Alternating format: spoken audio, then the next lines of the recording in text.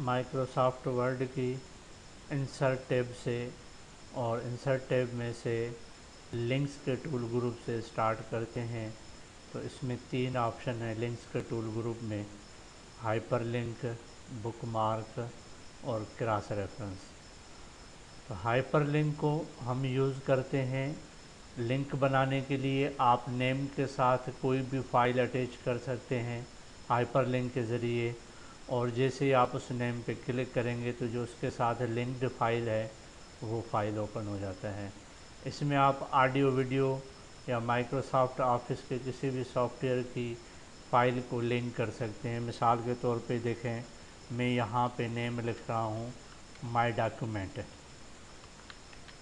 माई document name लिखने के बाद मैं इस माई डॉक्यूमेंट्स के साथ कोई भी जो फाइल मैंने अपने कंप्यूटर में सेव करके रखी है उसको मैं इसके साथ लिंक करना चाहता हूँ। तो माई डॉक्यूमेंट नेम को मैंने सेलेक्ट किया। सेलेक्ट करने के बाद हाइपर लिंक पे क्लिक करता हूँ।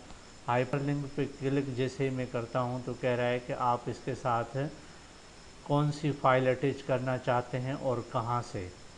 तो यहाँ पे अगर मेरी फ़ाइल डेस्कटॉप पे है तो मैं डेस्कटॉप पे भी आ सकता हूँ। यहाँ से डेस्कटॉप से कोई फ़ाइल अगर इसके साथ हम अटैच करना चाहते हैं तो यहाँ से भी कर सकते हैं। जैसे मैं इसमें एक फ़ोल्डर है न्यू फ़ोल्डर में कुछ फ़ाइलें पड़ी हैं। ये देखें, मैं यहाँ से ऑन द इंसर्ट टैब ये फ़ाइल इसके साथ अटैच करना चाहता हूँ। तो मैंने फ़ाइल को सेलेक्ट किया और यहाँ पे ओके पे क्लिक की। देखें कि जो माय डॉक्यूमेंट नेम मैंने लिखा था, माय डॉक्यूमेंट नेम का कलर भी चेंज हो गया ब्लू में और वो अंडरलाइन भी हो गया। इसका मतलब है कि आपने लिंक बना लिया, यानी आप जो फाइल इसके साथ नेम के साथ अटैच करना चाहते थे वो फाइल इसके साथ अटैच हो गया।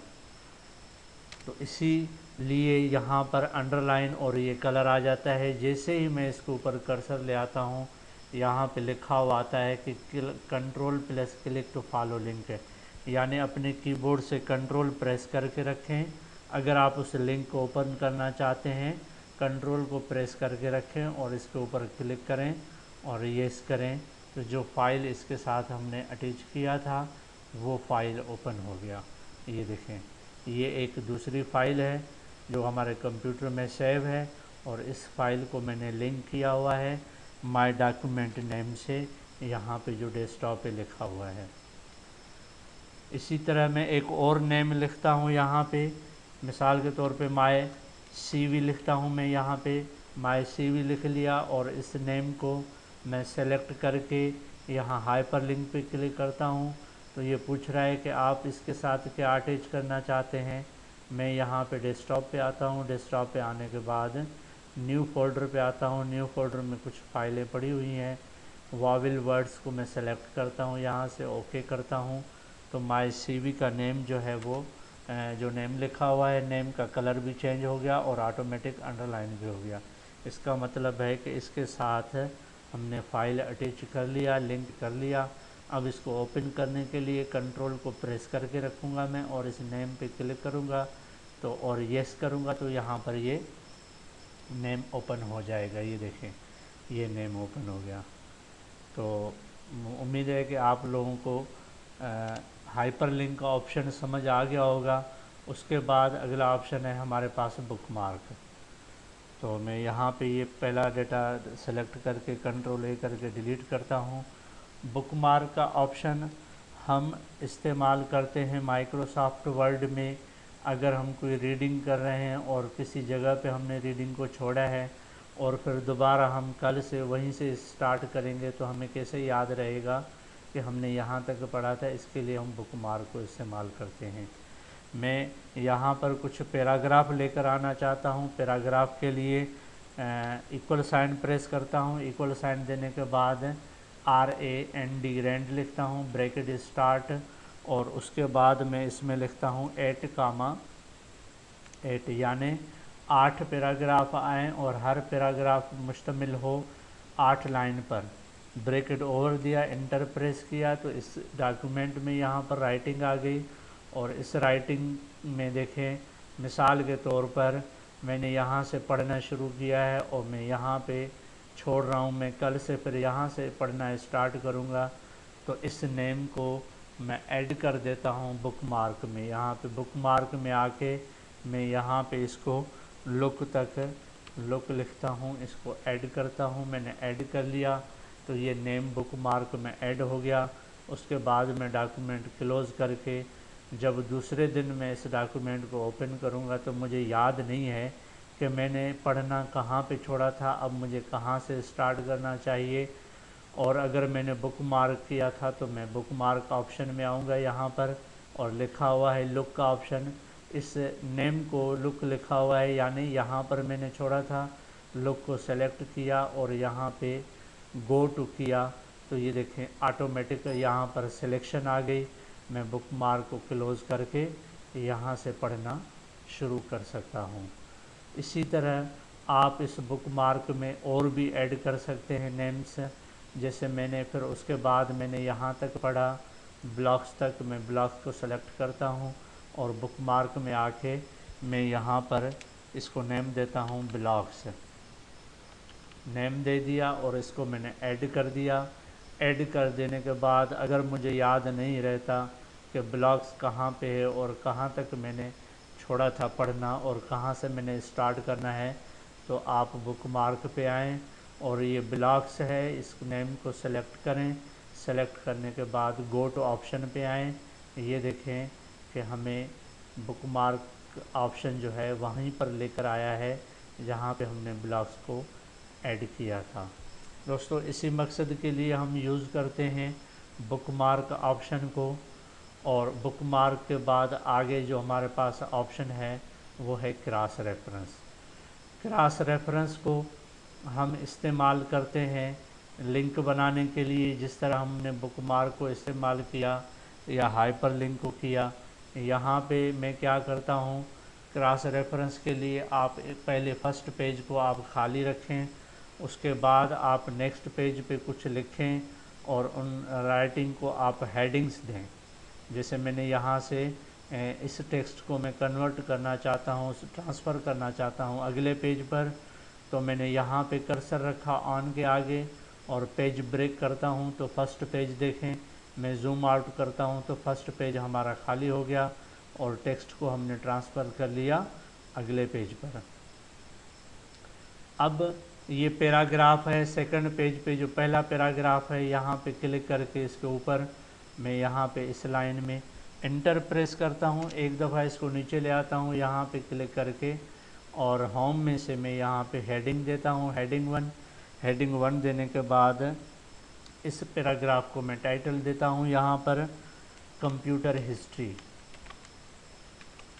हिस्ट्री मैंने दे दिया टाइटल और इसको मैंने सेंटर में कर दिया हेडिंग को। उसके बाद फिर मैं अगले पेज पर आता हूँ। अगले पेज पर आने के बाद अगला जो पैराग्राफ है इस पैराग्राफ को मैं टाइटल देना चाहता हूँ, वो भी हेडिंग में। यहाँ पे क्लिक कर ली मैंने। क्लिक करने के बाद मैं यहाँ से हेडिंग वन सेलेक्ट करता हूँ। हेडिंग वन सेलेक्ट करने के बाद इसको मैं टाइटल देता हूँ द साइंस का टाइटल दिया और कंट्रोल ई से मैंने इसको सेंटर में कर लिया। सेंटर में कर देने के बाद फिर मैं अगले पेज पर आता हूँ। अगले पेज पे आने के बाद मैं इस पैराग्राफ को ट्रांसफ़र करता हूँ अगले पेज पर। इंसर्ट में से मैं पेज ब्रेक करता हूँ और जो अगले पेज पे हमारा जो पैराग्राफ है मैं इसको टाइटल देना चाहता हूँ यहाँ पर, और मैंने यहाँ पे क्लिक की और होम टैब में आया। मैंने हेडिंग अप्लाई की, हेडिंग 1 2 3 आप जो भी देना चाहते हैं आप दे सकते हैं। और इसको मैं नेम देता हूँ यहाँ पे, यानी जो हेडिंग का नेम देता हूँ मैं वो देता हूँ अवर इस्लाम। ये मैंने नेम दे दिया और कंट्रोल ई से मैंने इसको सेंटर में कर लिया। सेंटर में करने के बाद अब जो पहला पेज मैंने खाली छोड़ा था मैं उस पेज पर आता हूँ। पेज पर आने के बाद इंसर्ट में जाके मैं यहाँ पर टेबल इंसर्ट करना चाहता हूँ।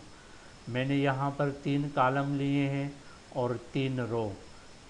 राइटिंग की साइज़ बढ़ाना चाहता हूँ क्योंकि टेबल की साइज़ पर राइटिंग के हिसाब से बढ़ती है। यहाँ पर बड़ी ए पे क्लिक करूँगा तो टेबल की साइज़ भी बढ़ रही है और राइटिंग की साइज़ भी।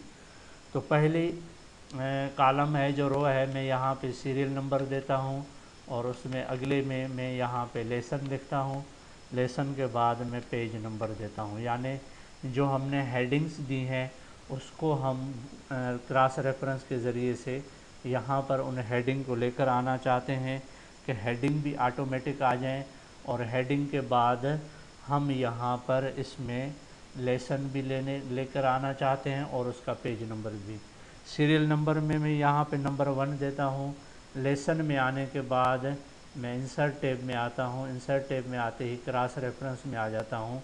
तो यहाँ से रेफरेंसेस टाइप में से मैं यहाँ से हेडिंग्स पे क्लिक करता हूँ, क्योंकि हमने जो पैराग्राफ को टाइटल दिए हैं वो हेडिंग में दिए हैं। जैसे ही मैंने हेडिंग को सेलेक्ट किया तो यहाँ पर वो हेडिंग से शो हो गई। मैं यहाँ पे इंसर्ट करना चाहता हूँ पहली हेडिंग कंप्यूटर हिस्ट्री। इंसर्ट पे क्लिक करता हूँ तो ये देखें यहाँ पर कंप्यूटर हिस्ट्री के नाम से जो हेडिंग थी वो लेसन के नीचे आ गई। मैं अगले सेल को सेलेक्ट करता हूँ। सेलेक्ट करने के बाद हेडिंग 2 जो थी द साइंस थी, इसको मैं सेलेक्ट करता हूँ और इंसर्ट बटन पे क्लिक करता हूँ तो द साइंस यहाँ पर इंसर्ट हो गई। उसके बाद तीसरे सेल में मैं आके यहाँ पे क्लिक करता हूँ और यहाँ पर जो हेडिंग थी और इस्लाम में इसको सेलेक्ट करके इंसर्ट करता हूँ तो ये भी यहाँ पर इंसर्ट हो गया। अब मैं आता हूँ पेज नंबर में। मुझे पता नहीं है कि कंप्यूटर हिस्ट्री कौन से पेज नंबर पे है, द साइंस या और इस्लाम, तो मैं यहाँ पर page number automatic cross reference से इंसर्ट कराना चाहता हूँ। तो अब यहाँ पे इसके सामने जो इंसर्ट रेफरेंस टू है, यहाँ पे मैं हेडिंग नहीं रखूँगा, यहाँ पे मैं पेज नंबर को सेलेक्ट करूँगा। पेज नंबर को सेलेक्ट कर लिया मैंने। यहाँ पर पेज नंबर को सेलेक्ट करने के बाद मैं यहाँ पे इसके सामने कंप्यूटर हिस्ट्री का पेज नंबर लेकर आना चाहता हूँ, तो कंप्यूटर हिस्ट्री को सेलेक्ट किया और इंसर्ट किया, यहाँ पर आ गया। उसके बाद दूसरे सेल में आता हूँ, द साइंस का पेज नंबर इंसर्ट कराना चाहता हूँ, द साइंस का आ गया। और तीसरे सेल में आता हूँ, यहाँ पे और इस्लाम का पेज नंबर इंसर्ट कराना चाहता हूँ, ये देखें। तो उम्मीद है कि आप लोगों को समझ आ गया होगा कि क्रॉस रेफरेंस, हाइपर लिंक और बुक मार्क से हम कैसे वर्क कर सकते हैं। तो देखते रहिए, अगले लेसन में हम इंशाल्लाह इंसर्ट टिप से फिर हाज़िर होंगे। अगर ये वीडियो अच्छी लगी तो लाइक करें, शेयर करें और सब्सक्राइब करें। Thanks for watching this video.